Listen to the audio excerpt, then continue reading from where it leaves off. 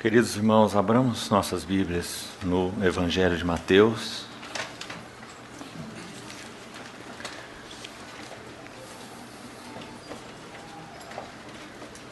Capítulo 27. Mateus, capítulo 27. E vamos ler desde o verso 45. Desde a hora sexta até a hora nona, houve trevas sobre toda a terra. Por volta da hora nona, clamou Jesus em alta voz, dizendo: Eli, Eli, lema sabactani, que quer dizer: Deus meu, por que me desamparaste? E alguns dos que ali estavam, ouvindo isto, diziam: Ele chama por Elias. E logo um deles correu a buscar uma esponja, e tendo-a embebido de vinagre e colocado na ponta de um caniço, deu-lhe a beber. Os outros, porém, diziam: Deixa, vejamos se Elias vem salvá-lo. E Jesus, clamando outra vez com grande voz, entregou o Espírito. Eis que o véu do santuário se rasgou em duas partes, de alto a baixo. Tremeu a terra, fenderam-se as rochas. Abriram-se os sepulcros, e muitos corpos de santos que dormiam ressuscitaram. E saindo dos sepulcros depois da ressurreição de Jesus, entraram na cidade santa e apareceram a muitos.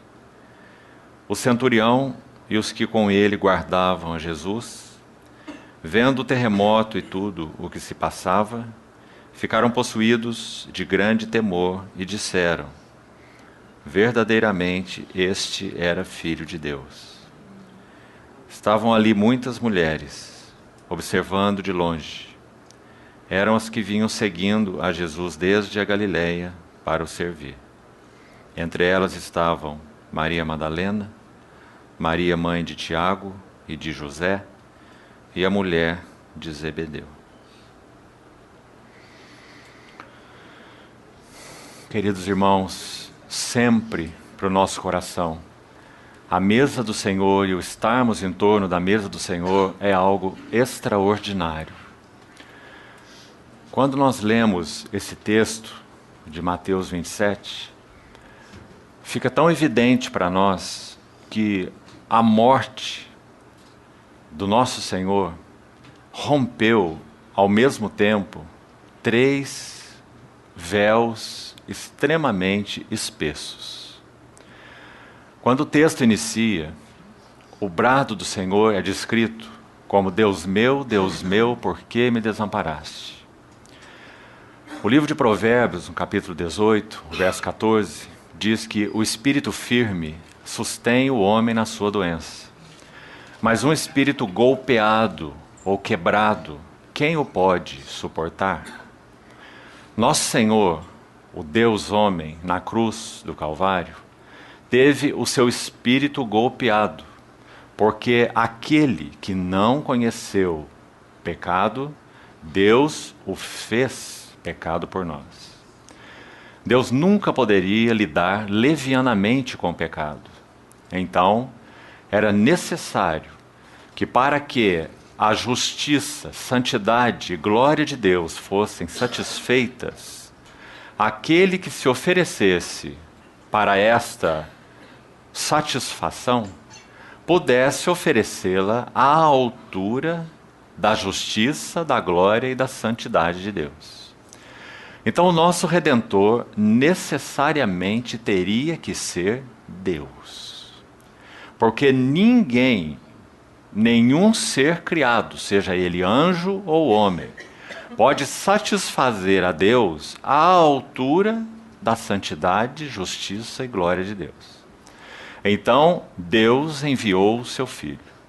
No conselho eterno da Trindade, antes de qualquer coisa criada, o Filho eterno de Deus, aquele que é o resplendor da glória, se apresenta voluntariamente para ser o Cordeiro de Deus. Por isso, textos de Apocalipse e Pedro vão dizer que o sangue de Cristo foi conhecido com efeito antes da fundação do mundo. E Apocalipse 13 vai dizer que o Cordeiro foi morto desde a fundação do mundo. Então, quando esse brado do nosso Senhor, Deus meu, por que me desamparaste, é proferido, nós estamos seguros de que Deus foi separado de Deus. Um mistério tão profundo e incompreensível quanto a Trindade. O Deus homem separado de Deus.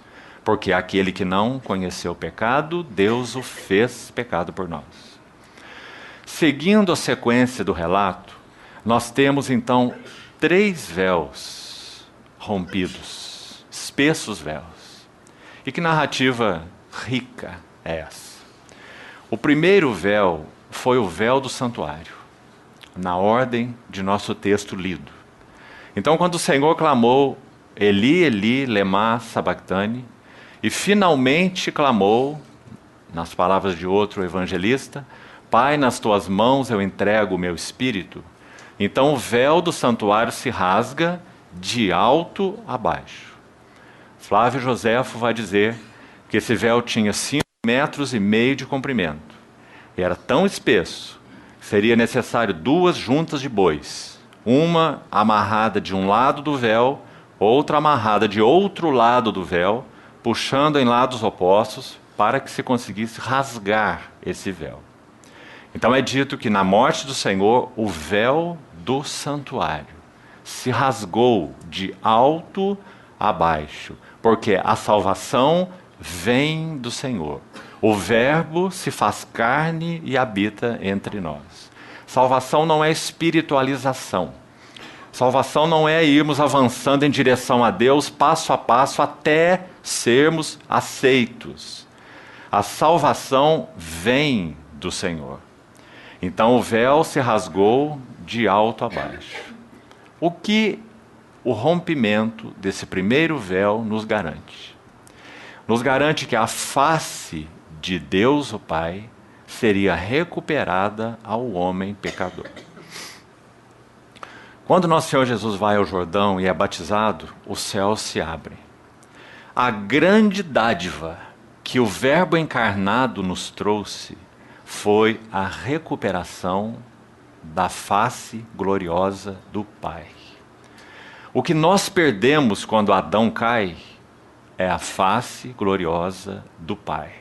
Por isso vós orareis assim: Pai nosso que estás nos céus. Então, quando o Senhor rompe esse primeiro véu, o véu do santuário, nós temos garantido para nós a recuperação da face perdida de nosso Pai. E isso, então, é a maravilha do rompimento do primeiro véu. Véu do santuário. Abrindo-nos um novo e vivo caminho, para que tenhamos acesso e permanência diante da face de nosso Pai. Amados irmãos e irmãs, nosso Senhor na sua vida humana, Ele poderia perder tudo. Uma única coisa para Ele era completamente insuportável de ser perdida. E isso é a face do seu Pai. Ele poderia suportar Pedro o negando 3 vezes, Judas o traindo, todos o abandonando. Mas quando ele previu isso, em João capítulo 16, ele diz: todos vós sereis dispersos, e me deixareis só. Contudo, eu não estou só, porque o Pai está comigo. Mas agora chega um momento em que ele teria que dizer: Deus meu, por que me abandonaste? O sentido da palavra é: deixaste-me para trás. Quão incompreensível é para nós. Mas quanto nós adoramos o nosso Senhor. Porque Ele assumiu aquilo que não era dele. Dele era a comunhão, nossa era a separação. Então, quando Ele clama esse brado na cruz, nós fomos adicionados àquilo que não tínhamos, a comunhão. porque ele sofreu realmente a separação. Há duas maneiras de perguntarmos por que a Deus. Uma maneira é de punhos cerrados, como que o indagando e o desafiando. E a outra maneira é de mãos abertas. Quando nosso Senhor pergunta ao seu Pai, Deus meu, por que me abandonaste? Essa é uma pergunta feita com mãos abertas, porque Ele sabe que Ele veio como grão de trigo para morrer. Mas isso não muda o fato de que nosso Senhor na cruz estava agonizando em separação real de seu Pai. E por causa dela, o véu do santuário foi rasgado de alto a baixo. E nós tivemos acesso à face gloriosa do nosso Pai. O segundo véu na sequência desse relato é o véu da morte. Quando nosso Senhor Jesus morre, não apenas o véu do santuário é rasgado de alto a baixo, mas o véu da morte é rompido. No que concerne à obra consumada dele, nós já poderíamos ouvir aquela voz: tragada foi a morte pela vitória. E o livro de Apocalipse, capítulo 21, no verso 4, diz assim: e lhes enxugará dos olhos toda lágrima, e já não mais existirá morte, nem luto, nem pranto, nem dor, porque as primeiras coisas passaram. Então, a morte do nosso Senhor Jesus causa uma comoção no reino dos mortos. Por quê? Pedro vai dizer em Atos 2, matastes o autor da vida. Que paradoxo. Como Isaac Watts já disse num dos seus hinos, ó que mistério, morre o imortal. Quando nosso Senhor Jesus entra na morte, ele causa uma comoção no reino dos mortos, porque ele é o autor da vida. Então, quando nosso Senhor profere esse brado, corpos de santos que dormiam ressuscitaram e saíram dos sepulcros depois da ressurreição de Jesus e apareceram na cidade santa. Imagine a cena, dando testemunho do poder da morte do Filho de Deus. Apareceram a muitos. Então, no brado do nosso Senhor, o véu da morte foi rompido. Queridos irmãos, nós poderíamos viver uma maravilhosa comunhão com Deus aqui, porque o véu do santuário foi rasgado e tivemos acesso à face do Pai. Mas até onde isso iria? Até a morte. E na morte estaria tudo terminado. Mas a morte do Senhor também rompeu o véu da morte. Então nós ouviremos aquela voz final: tragada foi a morte pela vitória. E o nosso corpo mortal será revestido de imortalidade, e o corruptível de incorruptibilidade. Quando João contempla isso, ele não tem outras palavras, senão haveremos de vê-lo como ele é. E a si mesmo se purifica todo que nele tem esperança. O véu da morte já foi rasgado. Por isso, preciosa é aos olhos do Senhor a morte dos seus santos. Por isso eu prefiro partir e estar com Cristo, que é incomparavelmente melhor. Porque para mim o viver é Cristo e morrer é lucro. Porque a morte do Senhor rasga o véu da morte. Mas há um terceiro véu tão espesso quanto os outros dois: o véu da incredulidade. Queridos irmãos, esse centurião que estava ao pé da cruz era o responsável pela administração de todo o assunto da crucificação de nosso Senhor. Quando nosso Senhor é entregue a esse centurião, tudo o que ocorresse ali, o centurião responderia diante das autoridades por isso. Ninguém poderia tocar o nosso Senhor, ninguém poderia se aproximar dele. O centurião estava ali para garantir que a crucificação fosse efetiva. Quando os açoitados em caminho ao local da crucificação, estavam a caminho, era-lhes oferecido como um gesto de misericórdia uma bebida. Mateus a descreve como vinho com fel e Marcos a descreve como vinho com mirra. Os dois são entorpecentes, para que de alguma maneira aquele açoitado tivesse um ato de misericórdia antes que fosse pregado na cruz. E ele tomaria aquele líquido que de alguma maneira aliviaria algo das suas dores. Então, tanto Mateus quanto Marcos vão nos dizer que essas mulheres ofereceram esse vinho com mirra ou com fel ao nosso Senhor. E é dito taxativamente que ele, porém, não o quis beber. Qual seria o motivo? 2 motivos. O primeiro é que ele havia dito a Pedro, quando Pedro desembainha sua espada, buscando livrar o Senhor daquela hora, logo ali no Getsemane, ele diz a Pedro: embainha a tua espada. Não beberia eu o cálice que o meu Pai me deu? Então nosso Senhor não admitiria que neste cálice, que ele entendia que havia recebido integralmente de seu Pai, fosse misturada qualquer outra substância. Ele tomaria o cálice de seu Pai com cada açoite, com cada bofetada, com cada cusparada. Assim ele tomaria o cálice de seu Pai, em completa lucidez. Então, ele, porém, não o quis beber. Então, nosso Senhor caminha em direção à cruz e é crucificado. E lá está o centurião. Aqueles crucificados proferiam blasfêmias, impropérios, maldições, escárnios de todas as espécies. Eles eram bandidos, estavam sendo crucificados.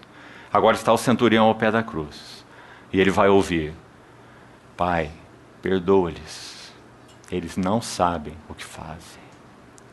Ele irá ouvir: mulher, eis aí o teu filho. Filho, dizendo ao discípulo: eis aí tua mãe. Ele vai ouvir o Senhor dizer: meu Deus, por que me desamparaste? Ele irá ouvir o Senhor dizer: eu tenho sede. Ele irá ouvir o Senhor dizer: tudo está consumado. E finalmente ele vai ouvir: Pai, nas tuas mãos eu entrego meu espírito. Se nosso Senhor não houvesse conservado a sua lucidez na cruz, ele nem mesmo poderia ver a sua mãe entre aqueles que estavam observando aquele espetáculo. Mas por causa disso, ele fez provisão para sua mãe humana, terrena, na cruz. Nunca o centurião havia visto coisa igual. Então, quando nosso Senhor Jesus morre, aquele centurião diz: verdadeiramente, este era Filho de Deus. Então o véu da incredulidade, tão espesso, foi rasgado na vida do centurião. E assim nas nossas vidas, a morte do Senhor rasgou o véu da nossa incredulidade. Nós que éramos autossuficientes, nós que só críamos em nós mesmos e nos nossos recursos, foi a morte do Senhor que rasgou a nossa incredulidade. Então nós tivemos recuperado para nós a face do Pai, que não era nossa, era só do Filho. Nós tivemos rompido o véu da incredulidade e tivemos rompido o véu da morte. 3 véus, com uma única morte. A história e a tradição vão nos dizer que esse centurião se chamava Longinos, e que então ele se tornou um bispo de uma das assembleias da Capadócia, aquele que estava aos pés da cruz do nosso Senhor Jesus. Então, irmãos, nós estamos reunidos hoje, quase 2000 anos depois, e nós estamos celebrando o valor, a eficácia, a profundidade da mesma morte. O Filho de Deus abriu o caminho para nós vermos a face do Pai e comungarmos com Ele. Então nós estamos diante dessa mesa adorando o Senhor por causa disso. Porque Ele foi fiel o suficiente.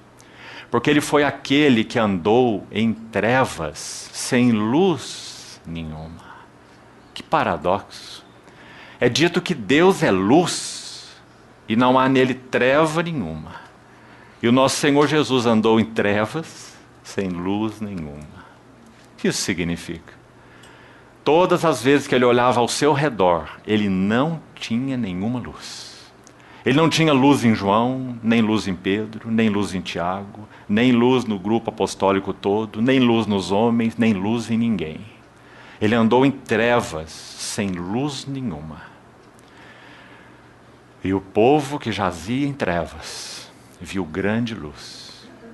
E aos que estavam na região da sombra da morte, resplandeceu-lhes a luz. O mensageiro que o precedeu não era luz, mas veio para testificar a respeito da luz. A verdadeira luz, que vinda ao mundo ilumina a todo homem. Então, queridos irmãos, vamos adorar o nosso Senhor nesse triplo aspecto. Tivemos o véu do santuário rasgado.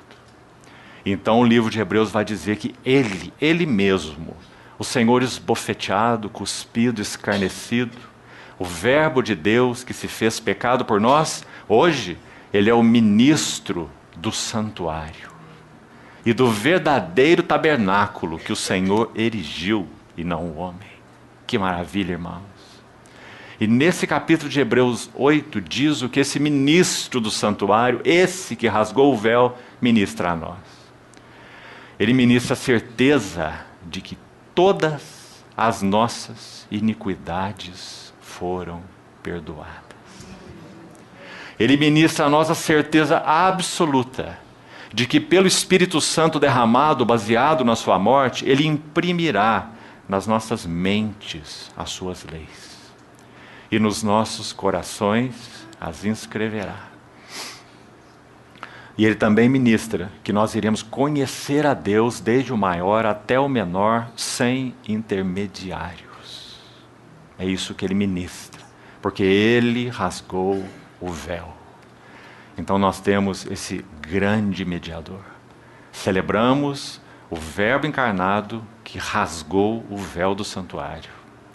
E então celebramos o Verbo encarnado que rasgou o véu da morte. Para nós, a morte não significa nada mais do que sermos introduzidos em uma realidade espiritual de comunhão com o nosso Senhor maior do que a que temos aqui. Quando Paulo diz morrer é lucro, ele usa um termo que significa um avanço em uma realidade, com relação a uma realidade anterior. Não um retrocesso, não um sono, não uma latência, não uma espera, nada disso. Prefiro partir e estar com Cristo, o que é incomparavelmente melhor, porque o véu da morte foi rasgado. E então, por último, a incredulidade. Não poderíamos lidar com esse gigante espiritual, a incredulidade. Um véu tão espesso quanto os outros dois. Se exigiria um trabalho imenso de Nosso Senhor para abrir o santuário para nós. Um lugar que não era nosso, era apenas dele. Se haveria um trabalho imenso do Senhor para rasgar a morte, porque morte não é uma questão biológica e fisiológica em essência. Morte é uma questão teológica. Morte significa separados, separação. Então nosso Senhor iria realizar algo para quebrar a separação. E isso exigiria que essa vida santa assumisse a nossa condição pecaminosa e o seu salário, morte. E Ele o fez. E da mesma maneira, com o mesmo poder, Ele rompe o véu da incredulidade. Nunca poderíamos ser pessoas que se dobrariam aos pés do nosso Senhor Jesus. Não teríamos essa capacidade. Mas porque Ele rasgou esse último véu. Nesse domingo de manhã, nós nos colocamos em torno dessa mesa tão simples, que para aqueles que olham sem realidade, significa nada, coisa de nada. Nós olhamos para essa mesa como a representação daquele Cordeiro de Deus que realizou uma obra tão santa por nós, que Ele mesmo deseja que nós nunca esqueçamos dela. Então fazei isso em memória de mim. Queridos irmãos, nós também iremos ver, sem sombra de dúvida, o nosso Senhor Jesus com as marcas da redenção. Ele não mudou o seu corpo a partir da aparição a Tomé. Ele é o mesmo. Ele é o mesmo que tem fronte ferida, pés e mãos traspassados e lado rasgado. Veja minhas mãos, veja o meu lado, sou eu mesmo. Então, amados irmãos, esse é nosso privilégio. Nos aproximarmos dessa mesa em simplicidade e rendermos ao Senhor ações de graças. Muitas ações de graças. Que desonra é nós chegarmos diante dessa mesa introvertidos. Eu sou, eu não sou. Eu tenho sido, eu não tenho sido. Em particular, essa não é a hora disso. Eu sou, eu não sou. Eu posso, eu não posso. Eu tenho avançado ou não tenho avançado. Em particular, essa não é a hora disso. Essa é nessa hora de dizer, Tu és. Tu és o Cordeiro de Deus. Tu és minha segurança. Tu és minha garantia. Tu és o Verbo encarnado. Tu abriste o caminho pelo santuário e eu posso me aproximar. Tu rompeste o véu da separação e nós que estávamos longe fomos aproximados pelo sangue de Cristo. Tu és a nossa paz. Tu rompeste o véu duro da incredulidade dos nossos corações. Essa é a hora de nós dizermos, Tu és. Que o Senhor assim leve os nossos corações. Então, irmãos, adoração a Ele. Amém.